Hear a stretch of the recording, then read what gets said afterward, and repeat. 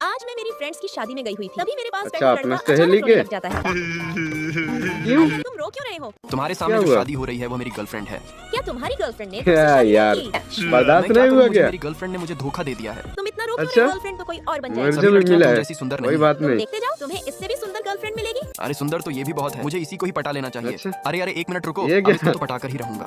जो तरीका अरे, मैं बताए यहाँ उसी कहाँ को। आ गया?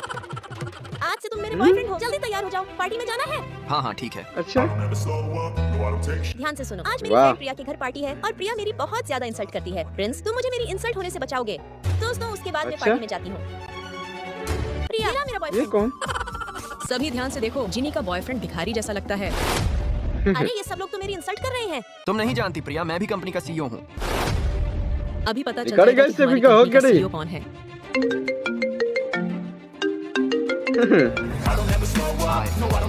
सबका बाप।